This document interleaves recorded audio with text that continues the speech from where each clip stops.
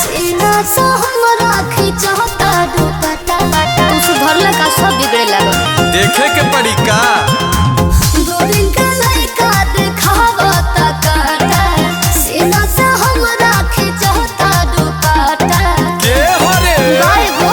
बोली नसियार तोहर शेर आवे वाला बा बोली नसियार तोहर शेर आवे वाला बा राज करिहा सोना हो माहौल बदले वाला बा राज करिहा सोना हो माहौल बदले वाला बा अरे राज करिहा सोना हो माहौल बदले वाला बा राज करिहा सोना हो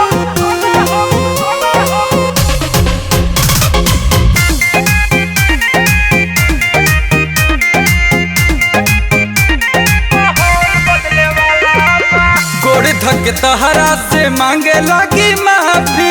चिंता जनी कर हमर नामवे बकाफी बुझलू कि ना अच्छा सही का टोला मोहल्ला में बने रंगबाज जब पाखर हो बाज के काट गहना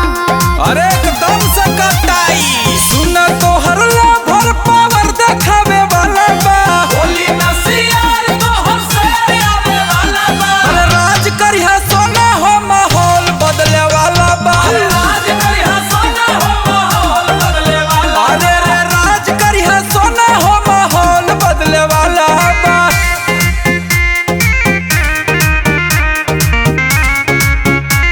माहौल बदले वाला बा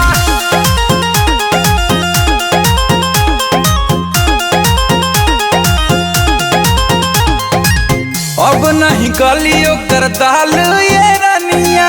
होई आज पूरा ओकर हाल ये रनिया तू खाली देखत जा बस